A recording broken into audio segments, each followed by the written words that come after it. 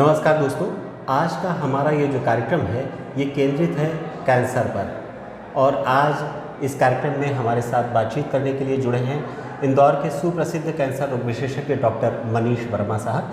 Doctor साहब नमस्कार और आपका हमारे इस कार्यक्रम में स्वागत है। नमस्कार डॉक्टर साहब, जैसे कि कैंसर शब्द का जब उपयोग होता है तो एक व्यक्ति कैंसर सुनकर ही बड़ा भयभीत हो जाता है। बिल्कुल। तो हम सबसे पहले ये जानना चाहेंगे कि कैंसर रोग क्या है, इसके लक्षण क्या क्या दिखाई देते हैं, पुरुष में क्या लक्षण होते हैं, महिलाओं में क्या क्या लक्षण दिखाई देते हैं?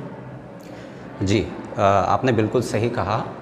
आज कैंसर को लेके लोगों में वैसे ही एक माहौल बना हुआ है या एक भ्रम की जो भ्रांतियां हैं उनको हम लोगों को तोड़ना भी बहुत ज़रूरी है। लोगों में डर, जो भ्रांतियां हैं, भ्रांतियों के कारण डर जाता है। जी। तो बेसिकली कैंसर क्या होता है ये मैं आपको बताता हूँ और आपके मार्फत में आम जनता तक भी ये बात पहुँचे, संदेश जाए कि कैंसर जो है वो हमारे शरीर की नॉर्मल त्वचा या कोशिकाओं का अनियंत्रित रूप से बढ़ना, इसको कैंसर कहते हैं। अब ये किसी भी अंग में हो सकता है, शरीर के हर अंग में कैंसर की संभावनाएं हमेशा रहती है।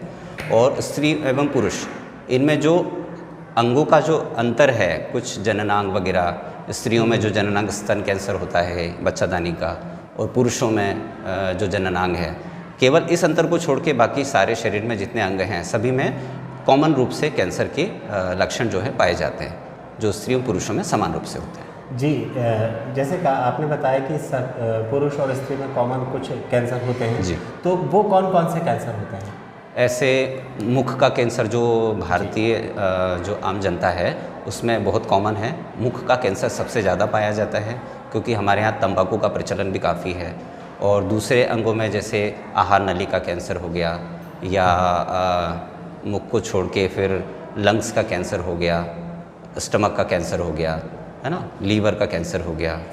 और निचले अंगों में मांसपेशियों में भी कैंसर हो सकता है, हड्डियों में कैंसर हो सकता है।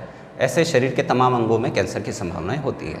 जी, ये तो हुए कि कैंसर कौन कौन से प्रकार के होते हैं। जी। यहाँ हम ये जानना चाहेंगे कि कैंसर एक आम व्यक्ति कैसे पहचानेगा कि वो कैंसर से पीड़ित है, कैंसर के क्या क्या लक्षण हो सकते हैं? जी बिल्कुल, ये बहुत अच्छा प्रश्न किया आपने, क्योंकि आम जनता में हमें लक्षणों के आधार पर ही आम जनता को जागरूक किया जा सकता है। अगर जनता में इन लक्षणों को पहचानने की एक जो लक्षण पहचान अगर जनता कर सकती है तो वो उस बीमारी को अर्ली डिटेक्शन, जिसको कि प्रथम अवस्था में ही पता कर सकें, ऐसी अगर आम जनता में जागरूकता है तो काफ़ी अच्छा रहेगा। इनके लक्षणों को लेके हम बताएं कि मुख कैंसर में अगर मुंह में छाला है तो ये कैंसर की एक संभावना को व्यक्त करता है।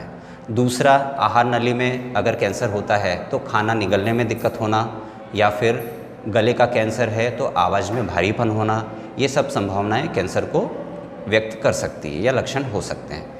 वैसे ही पेशाब की थैली होगी या नीचे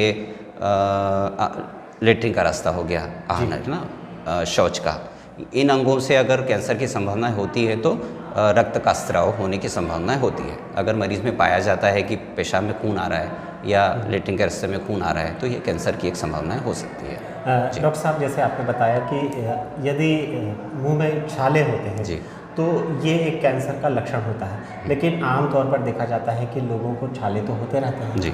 तो वो कैसे डिफ्रेंशिएट करें कि ये कैंसर वाला छाला तो नहीं है? बिल्कुल, उसमें कुछ अलग कोई लक्षण दिखाई पड़ता है? हाँ, शुरुआत में कोई भी छाला हो उसको लेकर लोगों में गंभीरता का होना बहुत ज़रूरी है कि वो कैंसर है या नहीं। अब हम जिस अवस्था में छाला लेकर अगर कोई पेशेंट आता है तो हमका डिटेक्शन करने के लिए जो जो जांचें हो सकती हैं वो करवा के ही उसको पुष्टि की जाती है कि ये कैंसर है। हम वहाँ प्रथमतया वहाँ से एक टिश्यू का सैंपल लेते हैं और उसको जब जांच के लैब में भेजने के बाद पाया जाता है कि इसमें कैंसर है तो ट्रीटमेंट स्टार्ट होता है। अदरवाइज़ छाले सामान्य भी हो सकते हैं, कैंसर की संभावनाएँ उसमें 10 से 15% भी हो सकती है, ज़्यादा भी हो सकती है। वो निर्भर करता है कि किस प्रकार का छाला है। आपने बताया कि मुंह में छाला या अल्सर ये कैंसर का एक लक्षण होता है। जी। कई बार, और ये छाले जहाँ तक मैं जानता हूँ कि ये छाले शायद दर्द रहित होते हैं, पेनलेस होते हैं ये अल्सर। तो कई बार पेन अगर होता नहीं है तो ऐसी स्थिति में यदि कोई व्यक्ति को मुंह में ये शिकायत आती है कि मुंह का स्वाद चला गया है, वो कुछ खाता है तो उसको पता ही नहीं चलता कि वो क्या खा रहा है। तो क्या वो भी कोई कैंसर का लक्षण है? नहीं, आपने जो बात कही है वो कैंसर के इलाज के बाद की अवस्था में स्वाद चला जाता है। जैसे हम लोग जब सिकाई मशीन, रेडियोथेरेपी की जो मशीन होती है जिसको सामान्य भाषा में सिकाई बोलते हैं, जी जी। वो लगाने के बाद जो टेस्ट बड, जो स्वाद की ग्रंथियाँ होती हैं, वो जल जाती है। तो जो कैंसर मरीज है उनमें ही ये ज़्यादातर पाया जाता है, लेकिन ये इलाज के बाद की अवस्था है। कैंसर का लक्षण इस प्रकार से नहीं पाया जाता। यानी यदि किसी को पहले स्वाद नहीं आने की शिकायत है हाँ, तो वो ये कैंसर कोई नहीं सामान्य लक्षण नहीं है। हाँ, ये लक्षण नहीं है। डॉक्टर साहब, आपने पहले जैसे हमें बताया कि हमारे यहाँ आमतौर पर लोग तंबाकू का सेवन करते हैं, स्मोकिंग करते हैं और उसकी वजह से उनको कैंसर होने की संभावना रहती है। लेकिन यदि कोई व्यक्ति ये कहता है कि मैंने तो जीवन में कभी तंबाकू खाई ही नहीं, मैंने कभी स्मोकिंग की ही नहीं, फिर मुझे कैंसर क्यों हो गया? तो ऐसा क्या कारण होता है कि ऐसे लोगों को भी कैंसर या मुख का कैंसर होने की संभावना रहती है जो स्मोकिंग नहीं करते या टोबैको का उपयोग नहीं करते? जी बिल्कुल, बहुत अच्छा प्रश्न है और ये आम जनता में भी ये इस प्रकार की शंकाएँ या एक वो हो सकता है। देखिए, कैंसर का प्रमुख कारण के तौर पर तो तंबाकू है ही, ये आम जनता को भी पता है और सभी लोग जागरूक हैं इस बारे में। तंबाकू मुख्य लक्षण होते हुए भी इसके अन्य कारण भी हो सकते हैं कैंसर के। और तंबाकू एक्टिवली जो बंदा या जो व्यक्ति खाता है, मरीज़, उसको अगर कैंसर की संभावनाएं हैं तो ऐसा व्यक्ति भी होता है जो किसी के स्मोक के धुएं को अपने अंदर वापस ले रहा हो। इसको पैसिव स्मोकिंग बोलते हैं। ये भी एक लक्षण हो, ये एक कारण हो सकता है कि कोई व्यक्ति स्मोक कर रहा है और उसी का धुआं हमारे लंग्स में जा रहा है, तो हमें भी कैंसर की संभावनाएं रहेंगी। तीसरी चीज़ है, जो दूसरे कारण हैं कैंसर के तंबाकू के अलावा, वो भी कुछ होते हैं, जैसे जेनेटिकल बोलते हैं, अनुवांशिक कारण भी हो सकते हैं इसके। कुछ इन्फेक्शन, वायरस इन्फेक्शन होते हैं, वो भी इसके कारण हैं। तो ऐसे कई तमाम तंबाकू के अलावा कारण हैं जिनके कारण कैंसर होता है। तो आवश्यक नहीं है कि इसने तंबाकू नहीं खाई तो इसको कैंसर नहीं होगा। कई डाइट में या फिर कुछ खान पान के व्यवहार में भी कैंसर के लक्षण या उसके कारण आ सकते हैं। जी जी, ये डॉक्टर साहब आपने बहुत अच्छी बात बताई कि खान पान या डाइट के कारण भी कैंसर आ सकता है। ये तो हुई पुरुषों में कैंसर की बात। जी। जो महिलाओं में जहाँ तक कैंसर की बात है तो उसमें सर्विक्स एक सबसे कॉमन कैंसर कहा जाता है। हाँ। यहाँ ये जानना चाहेंगे डॉक्टर साहब कि हमारे देश की बहुत बड़ी आबादी ग्रामीण क्षेत्र में रहती है और अभी भी वहाँ पर वही पुराना तरीका होता है, जब मेंसेस या यूँ कहें पीरियड्स के दौरान महिलाएं कपड़े का उपयोग करती हैं, नैपकिन्स का उपयोग नहीं कर पाती हैं, तो क्या इसके कारण भी कैंसर हो सकता है? मैं बताना चाहूँगा कि महिलाओं में कैंसर सर्विक्स का जो मुख्य कारण है वो एक वायरस भी है जिसे हम ह्यूमन पेपिलोमा वायरस कहते हैं। और ये आमतौर पर गंदगी या जो डायपर या जो नैपी यूज़ करने वाली महिलाएं उन जो नहीं करती हैं, कपड़ा यूज़ करती हैं, या इन्फेक्शन की संभावनाएं जहां महिलाओं में ज़्यादा होती है, वहां पर ये कैंसर की संभावनाएं भी बढ़ जाती है। डॉक्टर साहब, ये बात हुई कैंसर के लक्षण की। जी। अब मान लीजिए किसी व्यक्ति में कैंसर के लक्षण दिखाई दे रहे हैं, तो उसको प्रथम दृष्टया लक्षण दिखाई देने के बाद सबसे पहले कौन कौन सी जांच करानी चाहिए या कौन कौन सा डेटा है जो आप एकत्रित करना चाहेंगे? जी, ये चीज़ें निर्भर करेंगी कि किस प्रकार का कैंसर हुआ है। यदि मुख्य कैंसर है तो वो डॉक्टर की जांच में ही सामने प्रथमतया आ जाता है कि ये कैंसर है या नहीं। उसके बाद हम एक टिश्यू बायोप्सी सैंपल लेते हैं जो कैंसर की पुष्टि करता है कि ये कैंसर 100% इसमें कैंसर दिख रहा है और किस प्रकार का है। जी। और ऐसे कैंसर जो शरीर के अंदर के अंदरूनी अंगों में होते हैं, उनको देखने के लिए हम बाहर से विजिबिलिटी तो नहीं है कि कैंसर हम देख पाएँ, तो हम जो दूसरी जांचें होती हैं जैसे सोनोग्राफी, एक्सरे, सिटी स्कैन, इन जांचों से हम पहले कैंसर की गठान को पता लगाते हैं कि किस जगह पर है, देन उसी जगह से टिश्यू सैंपल लिया जाता है और पुष्टि की जाती है। जी सर, जैसे आपने कहा कि स्कैन से भी कैंसर की गांठों की जांच की जाती है। जी। हमारे यहाँ कई महिलाएं हैं जिनको कि स्तन में कभी कभी गठानें हो जाती हैं, तो क्या स्तन में होने वाली वो सभी गठानें कैंसर की होती है, ऐसा कुछ? नहीं, ये धारणा भी तोड़ना बहुत ज़रूरी है कि केवल स्तन कैंसर की बात नहीं है, शरीर के तमाम अंग, कहीं पर भी अगर कोई गठान या छाला या किसी प्रकार के लक्षण कैंसर के आते हैं तो आवश्यक नहीं है कि वो कैंसर का ही प्रकार हो, वो एक सामान्य बीमारी भी हो सकती है जिसकी पुष्टि करना बहुत आवश्यक है कि ये कैंसर है या नहीं। स्तन कैंसर में भी बिना कैंसर की गठानें भी होती हैं, जैसे फाइब्रोएडिनोमा बोलते हैं या फाइब्रोमा बोलते हैं, लाइपोमा होता है। ये तमाम गठानें हैं जो कैंसर की नहीं होती हैं लेकिन स्तन में पाई जाती है। ऐसे ही दूसरे अंगों में भी पाई जाती है। ये बात हुई कैंसर के जांच की। सर, कैंसर की जांच के बाद में एक शब्द बड़ा कॉमन होता है कि कैंसर कौन से स्टेज का है। जी। तो ये कैंसर का स्टेज हम कैसे पता लगाते हैं, कैसे हम बताते हैं कि ये जो कैंसर किसी व्यक्ति को है वो वर्तमान में किस स्टेज पर है? जी, वर्तमान में जो टिश्यू सैंपलिंग के बाद किस प्रकार का कैंसर आया है उसकी स्टेजिंग के लिए हम यही सोनोग्राफी, सीटी स्कैन, एक्सरे, ये सारी जांचें करके उस कैंसर की गांठ का या कैंसर के जो जिस जगह पर कैंसर हुआ है वो कितनी मात्रा में फैला हुआ है या कितना बड़ा साइज़ का है, इसके अकॉर्डिंग उसकी स्टेजिंग की जाती है। या वो उस अंग को छोड़कर अगर वो ब्लड के थ्रू कहीं और फैल गया है तो वो स्टेज आगे की अवस्था को बताता है कि ये कैंसर फैल चुका है, और हम पेशेंट को उस हिसाब से ही ट्रीट कर पाते हैं कि ये कितना बढ़ा हुआ है। अगर शुरुआती दौर में कैंसर हुआ है तो वो पूरी तरीके से ठीक होने लायक होता है। अगर कैंसर थोड़ा सा ज़्यादा बढ़ गया है तो पेशेंट को परेशानियाँ और टॉक्सिसिटी भी उतनी ही ज़्यादा आती है और इलाज में समय भी उतना ही ज़्यादा लगता है। जी, कैंसर की जांच हो गई, कैंसर के स्टेज का पता चल गया, उसके बाद उसके उपचार का क्या तरीका अपनाया जाता है? कौन सा उपचार एक व्यक्ति को दिया जाता है जिससे वो कैंसर से मुक्त हो जाए? जी, जितने भी सॉलिड ट्यूमर्स हैं जिनको कहते हैं कि एक ब्लड कैंसर जो ब्लड में होता है और सॉलिड ट्यूमर जो गांठ के रूप में शरीर में पाया जाता है, तो ऐसे सॉलिड ट्यूमर जितने भी हैं उनको प्रथम अवस्था या शुरुआती अवस्था में हम सर्जरी के लिए ही लिया जाता है, या सर्जरी उसका एक साबुत इलाज जिसको बोलते हैं कि एक मुख्य इलाज के तौर पर ऑपरेशन ही ठीक रहता है। देन ऑपरेशन होने के बाद उसको पेशेंट को रेडिएशन या कीमोथेरेपी के उपचार के लिए भेजा जाता है। और ब्लड कैंसर की जहाँ तक बात है वो सर्जरी से निकालना इलाज का हिस्सा नहीं होता। ब्लड कैंसर पूरे शरीर में होता है चूँकि, तो उसके लिए हम लोग कीमोथेरेपी और रेडिएशन से ट्रीटमेंट करते हैं। एक आम धारणा है कि कीमोथेरेपी लेने के बाद में मरीज़ के बाल उड़ जाते हैं और कीमोथेरेपी का उसके इम्यून सिस्टम पर असर पड़ता है, ये कहाँ तक सत्य है? जी बिल्कुल, कीमोथेरेपी इंजेक्शन से ये जो आपने बातें कही ये होता है, इम्यून सिस्टम पे भी उसका प्रभाव पड़ता है। और बाल झड़ना ये भी कैंसर कीमोथेरेपी दवाइयों के साइड इफ़ेक्ट के तौर पर एक पाई जाती है अवस्था। बाल झड़ना इसलिए होता है कि कीमोथेरेपी की जो इंजेक्शन है वो कैंसर कोशिकाओं के अलावा सामान्य कोशिकाओं पे भी उतना ही असर करते हैं और उसके साइड इफ़ेक्ट प्रकट करते हैं। और बाल जो हेयर फॉलिकल होते हैं वो रैपिडली डिवाइडिंग सेल होते हैं। इसका कहने का मतलब है कि जो कोशिकाएं शरीर में जल्दी जल्दी बढ़ रही हैं उस पर कीमोथेरेपी और रेडिएशन दोनों का असर उसी कोशिकाओं पे ज़्यादा पड़ता है। तो ऐसी कोशिकाएं सामान्य तौर पर भी पाई जाती है शरीर में और कैंसर के रूप में भी होती है। कैंसर भी उसमें नष्ट होता है और साथ में जो सामान्य कोशिकाएं जो जल्दी बढ़ती हैं उन पे भी इसका असर होता है। उसमें से एक हेयर फॉलिकल है, इस कारण से बाल ज़्यादा झड़ते हैं। दूसरा है इम्यून सिस्टम, इसलिए बोलते हैं क्योंकि जो ब्लड में जो इम्यूनिटी के सेल होते हैं वो भी रैपिडली डिवाइडिंग होते हैं, जो जल्दी जल्दी बढ़ते हैं, जैसे कैंसर बढ़ता है।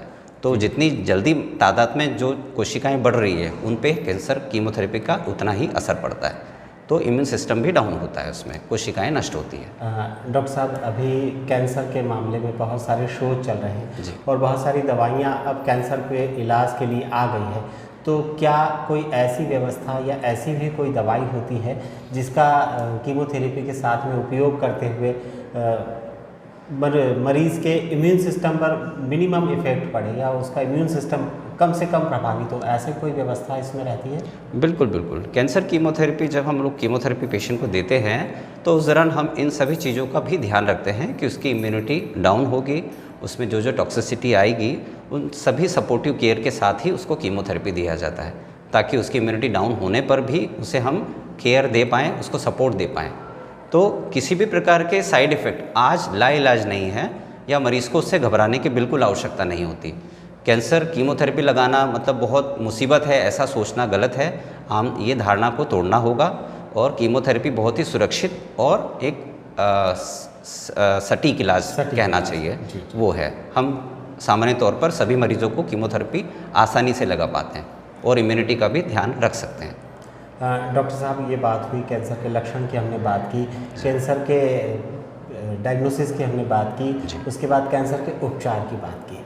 जब कैंसर के उपचार की बात होती है तो उसमें सबसे बड़ा पार्ट होता है खर्च का। जी। कैंसर के उपचार में बहुत खर्च आता है, तो क्या वर्तमान में सरकारी अस्पतालों में कैंसर के उपचार के लिए कोई व्यवस्था है? और जो व्यक्ति जिसको हम कहें लोअर मिडिल क्लास का व्यक्ति या गरीब परिवार का व्यक्ति है, वो इस खर्च को वहन नहीं कर पाता है, उसके उपचार के लिए शासन के द्वारा क्या कोई अन्य योजनाएं चलाई जा रही है जिसके माध्यम से वो इसका उपचार ले सके और अपने आप को कैंसर से बचा सके? बिल्कुल जी, बिल्कुल। यह अब आपने बहुत अच्छा प्रश्न किया। कैंसर मरीजों के लिए सामान्यतः कैंसर का इलाज काफ़ी महंगा बोला जाता है और कहा जाता है, और वास्तव में है भी। लेकिन शासन की कई व्यवस्थाएं हैं या कई योजनाएं ऐसी चल रही हैं जिसमें कैंसर मरीजों को शासकीय तौर पर काफ़ी अच्छा इलाज मिल रहा है। सारी कीमोथेरेपी की दवाइयाँ और जितने हायर मॉलिक्यूल, जिनको टारगेट थेरेपी कहते हैं, जो काफ़ी महंगे इंजेक्शन होते हैं, वो भी शासकीय तौर पर उपलब्ध हैं आज मेडिकल कॉलेज में। और जहाँ तक मैं समझता हूँ जिला अस्पताल के लेवल पे भी कीमोथेरेपी दवाइयाँ भी मिल रही है। रेडिएशन मशीन भी सरकारी हॉस्पिटल में उपलब्ध है, और अन्य प्रकार की सर्जरी जो कैंसर के लिए कही जाती है वो भी सरकारी मेडिकल कॉलेज में उपलब्ध है, MY जैसे अस्पताल में। तो आज सरकारी तौर पर भी अगर कोई पेशेंट इस इलाज को अफोर्ड नहीं कर पाता है या वो खर्च वहन नहीं कर सकता, तो वो शासकीय इलाज से सारी सुविधाएं पा सकता है। डॉक्टर साहब, आपके पास ऐसे कई मरीज आते होंगे जो कहते होंगे कि वो इस इलाज का खर्च नहीं वहन कर पाते, तो आप उनको क्या सलाह देते हैं? जैसे अभी एक भारत सरकार की योजना है आयुष्मान भारत योजना, तो क्या आयुष्मान भारत योजना में कैंसर का उपचार कवर किया जाता है? जी बिल्कुल। आयुष्मान योजना में कैंसर के लिए हर प्रकार के इलाज की सुविधा उपलब्ध है, जिसमें रेडियोथेरेपी भी आता है, कीमोथेरेपी की सारी दवाइयाँ भी उसमें कोडेड की गई हैं, और सभी प्रोटोकॉल, सभी प्रकार के मुख का कैंसर हो या आहार नलिका हो या बच्चादानी का, महिलाओं से संबंधित जितने भी कैंसर हैं, सभी के इलाज आयुष्मान योजना के तहत उपलब्ध है। और सभी शासकीय एवं प्राइवेट हॉस्पिटल में भी आयुष्मान योजनाएं चल रही हैं जहाँ पर इलाज उपलब्ध है। जी, ये बहुत अच्छी बात आपने बताई, और हमारे जो लोग इस कार्यक्रम को सुन रहे हैं वो ये जान कर के अब खुश होंगे कि अगर उनके पास कैंसर का इलाज कराने के लिए पैसा नहीं है तो वो खर्च की चिंता ना करें। शासन उनके पैसे का खर्च जो है, उनका इलाज का खर्च शासन वहन करेगा। डॉक्टर साहब, ये बात हुई जांच की भी हो गई, उपचार की भी हो गई। अब एक व्यक्ति है जिसको कैंसर हुआ, कैंसर डिटेक्ट हुआ, उसके बाद में कैंसर का उसने उपचार कराया और उपचार कराने के बाद वो ठीक हो गया, या यूँ कहें वो सर्वाइव कर गया। उसके बाद में व्याधि के ठीक होने के बाद में भी क्या कोई ऐसा टाइम पीरियड है जिसके अंतर्गत उसको कैंसर होने की, या रिपीट कैंसर या रिलैप्स जिसे हम कहते हैं, रिलैप्स होने की संभावना बनी रहती है? जी बिल्कुल। ये भी लोगों में इस चीज़ की जागरूकता बहुत ज़रूरी है। और जो कैंसर के सर्वाइवल है, जो कैंसर पेशेंट्स है जिन लोगों ने कैंसर को हराया है, ये शब्द अपने आप में बहुत अच्छा, सर्वाइवर। जो सर्वाइवर है, ये आम जनता तक अपना मैसेज भी पहुंचाएं कि हम लोग इससे बचे हैं, किस प्रकार से बचे हैं, और आम जनता को मार्गदर्शन भी दें कि आप इस प्रकार का इलाज करवाएं और उससे ना डरें। क्योंकि कैंसर हर प्रकार का कैंसर आज इलाज के योग्य है और सबकी इलाज हो जाते हैं अगर वो एडवांस ना हुआ हो। और जहाँ तक सर्वाइवर, जो पेशेंट सर्वाइव कर चुके हैं, उनको हम रेगुलर फॉलोअप के लिए बुलवाते हैं। कैंसर पेशेंट को हमें हर महीने की एक रेगुलर फॉलोअप की आवश्यकता पड़ती है, ताकि अगर रिकरेंस जैसी कोई संभावनाएं होती हैं, जो कि पाई जाती है सामान्यतः, अगर होती है तो वो अर्ली स्टेज में या शुरुआत में ही डिटेक्ट हो जाए और उसका हम तुरंत इलाज शुरू कर सकें। यदि वो पेशेंट बीच में डिफ़ॉल्ट कर जाता है या जांच के लिए नहीं आ पाता है, उस स्थिति में हो सकता है उस कैंसर की जो स्टेज हो वो फैलकर पूरे शरीर में कैंसर जो है फैल चुका हो। उस अवस्था में फिर हम उसको उस प्रकार से इलाज नहीं दे सकते, या सर्वाइवल जो है उसका वो कम हो जाता है। जी, यानी जो व्यक्ति कैंसर से सर्वाइव कर गया है, उन लोगों के लिए हम इस कार्यक्रम के माध्यम से ये कहेंगे कि आप कैंसर से जब जंग जीत गए हैं उसके बाद भी आप अपने चिकित्सकों के मार्गदर्शन में जब वो आपको जांच के लिए बुलाते हैं, हाँ। आप उनके पास जाएं और जांच कराते रहें। और अगर वो इस तरीके से जांच कराते रहेंगे, नियमित अंतराल से वो अपनी जांच कराएंगे और चिकित्सक के मार्गदर्शन में वो अपना पूरा इलाज के बाद में भी अपना जीवन यापन करेंगे, तो वो लंबे समय तक और अच्छी तरीके से अपना जीवन यापन कर सकेंगे। डॉक्टर साहब, ये तो बात हुई मुख के कैंसर की और गर्भाशय के कैंसर की। अब मैं यहाँ जानना चाहूँगा, एक कहा जाता है त्वचा का कैंसर या टिश्यू कैंसर, जिसको सामान्यतः व्यक्ति जज नहीं कर पाता है, तो उसके जांच और उसके इलाज का क्या तरीका हो सकता है? कैसे एक व्यक्ति ये जान सकता है कि वो त्वचा के कैंसर से पीड़ित है या टिश्यू कैंसर से पीड़ित है? और एक होता है प्रोस्टेट का कैंसर भी सर, जो सामान्यतः बुज़ुर्ग लोगों में ज़्यादा देखा जाता है। तो और बुज़ुर्ग लोगों के बारे में ये भी कहा जाता है कि परिवार में वो अपने आप को इतने अच्छी तरीके से एक्सप्रेस नहीं कर पाते, या वो कभी कभी हमारे परिवार के बुज़ुर्ग ये सोचते हैं कि मैं परिवार में किसी को क्यों परेशान करूं, तो वो बताते नहीं हैं। तो ऐसे कौन कौन से ये प्रोस्टेट के कैंसर और त्वचा कैंसर के लक्षण हैं जो व्यक्ति को ध्यान रखने चाहिए? देखिए, त्वचा कैंसर शरीर के बाह्य अंग का एक कैंसर है जी, जो आम जांच में ही उसकी पुष्टि हो सकती है या उसके लक्षण जो संभावनाएं हम डिटेक्ट कर सकते हैं। उसके बाद हम टिश्यू बायोप्सी, तो त्वचा का कैंसर जो है वो एक प्रकार से छुपा हुआ या हिडन नहीं है, वो स्पष्ट सामने हम प्रत्यक्ष देख सकते हैं कि ये कैंसर हुआ या नहीं, और उसकी टिश्यू बायोप्सी की जा सकती है। और प्रोस्टेट कैंसर की जहाँ तक आप बात कर रहे हैं, तो प्रोस्टेट कैंसर जी ये एक ओल्ड एज का कैंसर होता है जो सामान्यतः 60 साल 70 साल की उम्र के पुरुषों में के बाद पाया जाता है, उम्र के बाद। और इसके लिए भी इलाज संभव है, उस उम्र में आकर भी इसका इलाज किया जा सकता है प्रारंभिक तौर पर, अगर अर्ली डिटेक्शन हो जाता है। और सामान्यतः क्या होता है कि बुज़ुर्ग पुरुषों में ये कैंसर जल्दी पकड़ना थोड़ा सा मुश्किल हो जाता है। वो लक्षण बताते नहीं हैं या किसी भी प्रकार से जो एक धारणा बनी हुई है कि हमें कुछ नहीं हुआ या जो भी है, वो डिटेक्शन नहीं हो पाता है। एक बात ये भी रहती है कि जैसे प्रोस्टेट के कैंसर में कहा जाता है कि बार बार पेशाब आना ये इसका लक्षण होता है, और कई बार परिवारों में ये कहा जाता है कि मेरी उम्र हो गई, सामान्य भी होता है, ये सामान्य बात है, ये सामान्य लक्षण में भी पाया जाता है और कैंसर में भी। तो डिफ्रेंशिएट करना भी मुश्किल होता है, और उस उम्र में उस चीज़ को डायग्नोज बनाना और कैंसर पेशेंट को इन जांचों के लिए बुलवाना ये बड़ा मुश्किल हो जाता है। इस वजह से वो थोड़ा सा बढ़ी हुई अवस्था में ही पाया जाता है ना सामान्यतः। अगर अर्ली अवस्था में आ जाता है पेशेंट तो उसका ट्रीटमेंट संभव है। सर, ये यहाँ अंत में चलते चलते हम ये जानना चाहेंगे कि वर्तमान लाइफ स्टाइल में व्यक्ति को ऐसे क्या क्या प्रिकॉशंस अपने दैनिक जीवन में अपनाने चाहिए जिससे वो कैंसर से अपने आप को बचा सके? जी बिल्कुल, देखिए अवेयरनेस अपने आप में बहुत बड़ा एक शब्द है, कैंसर अवेयरनेस है ना। जागरूकता ही इलाज है और सबसे सटीक इलाज है।